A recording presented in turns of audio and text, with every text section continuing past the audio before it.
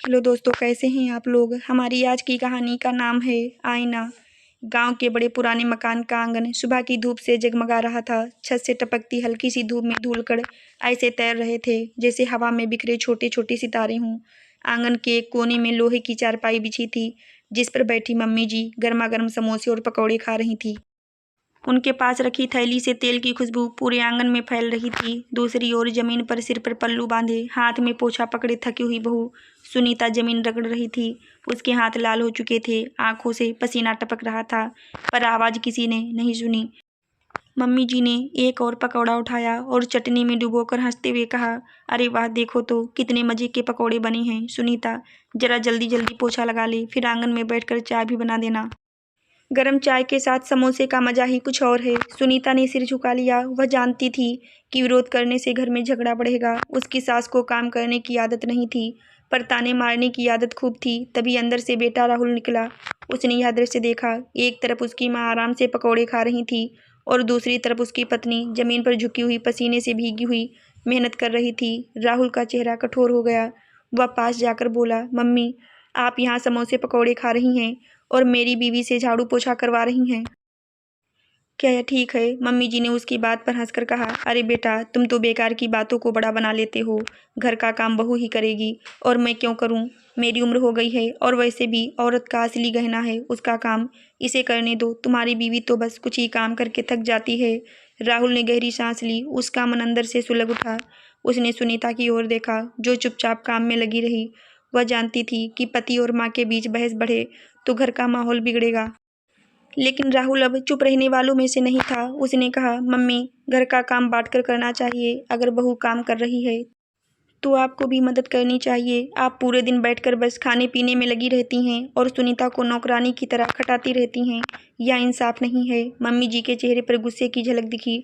उन्होंने कहा, तो क्या अब बहू को रानी बनाकर सिर पर बिठा लूं। तुम्हें अपनी माँ की मेहनत नहीं दिखती। मैंने कितनी मुश्किलों से तुम्हें पाला है और अब जब बहू आई है तो तुम अपनी माँ को ही गलत कह रहे हो।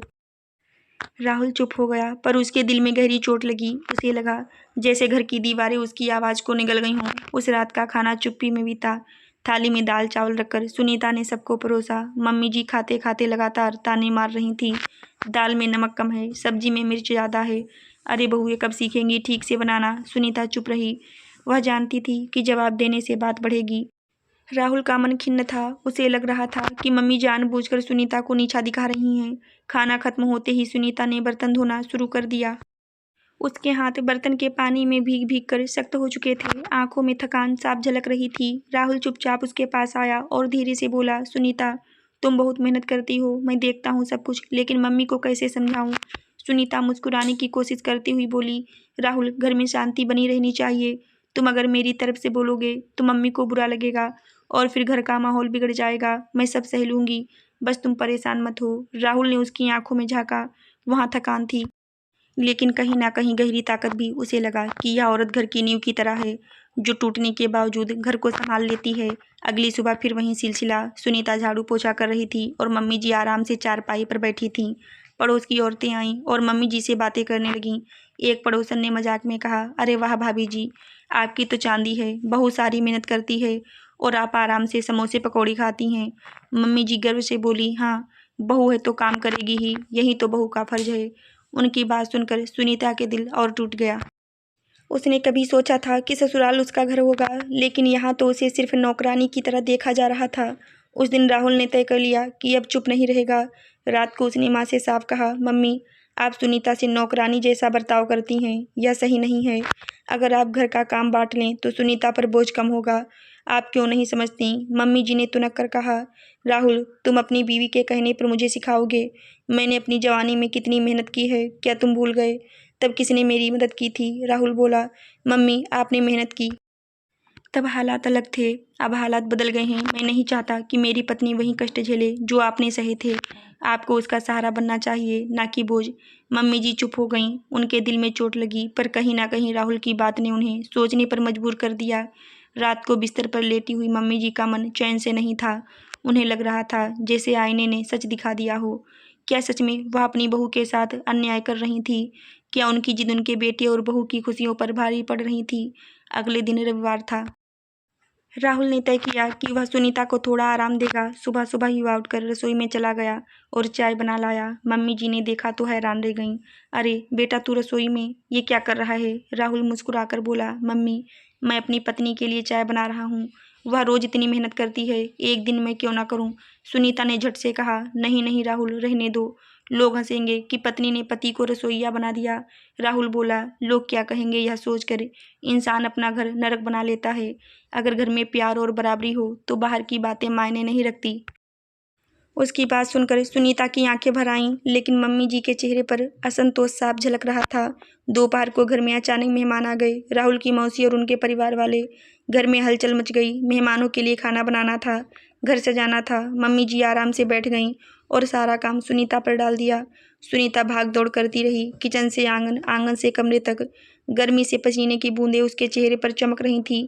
राहुल ने देखा तो वह भी काम में लग गया। उसने आटा गूंथा, सब्जियां काटी।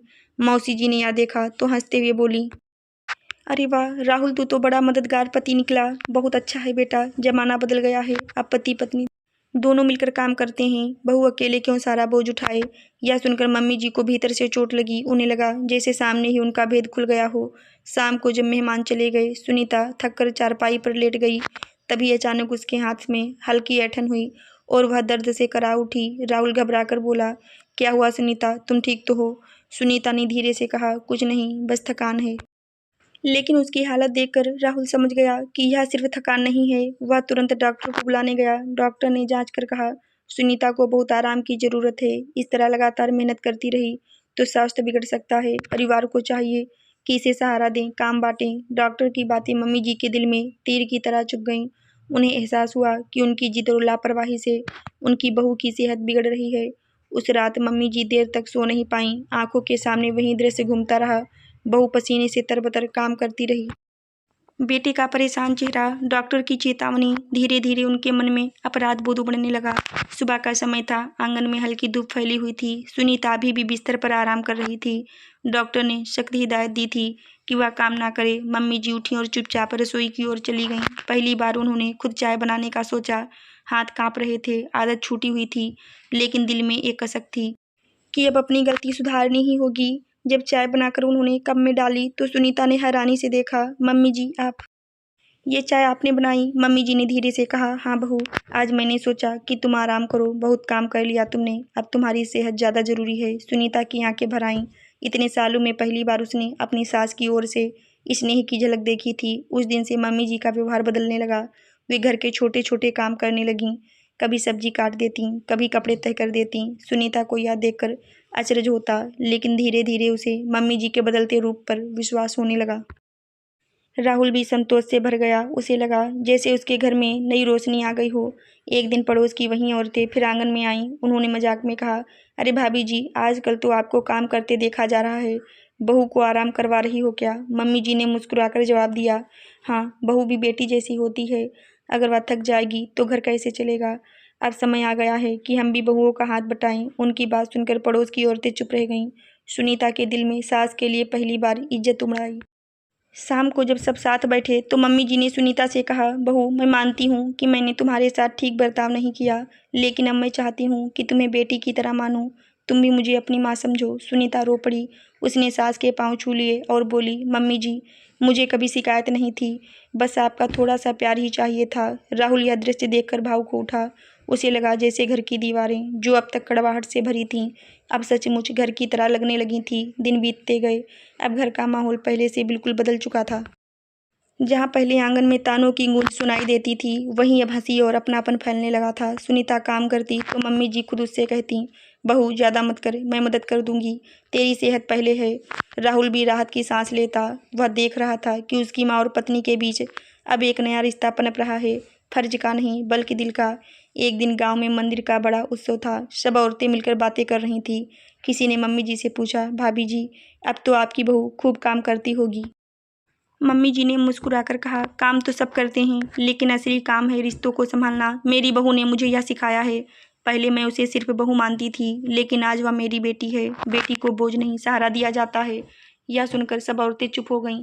कुछ के चेहरे पर सोचने की लकीरें उभर आईं। घर लौटते वक्त सुनीता ने मम्मी जी से कहा, आपने जो कहा उससे मुझे बहुत खुशी हुई। अब यह घर सचमुच मेरा घर लगता है। मम्मी जी ने उसके कंधे पर हाथ रख दिया और बोली, बहू नहीं बेटी, तू मेरी बेटी है और बेटी से कोई नौकरानी का काम नहीं करवाता। सुनीता की आंखें भर आईं। उसने सोचा, कभी कभी रिश्तों को बदलने के लिए झगड़े नहीं, बस धैर्य और सच्चा प्यार चाहिए होता है। उस रात राहुल छत पर बैठा आसमान देख रहा था। तारों की चमक जैसे उसके दिल में उतर आई थी। उसने मन ही मन कहा, आज मेरा घर सच में घर बन गया।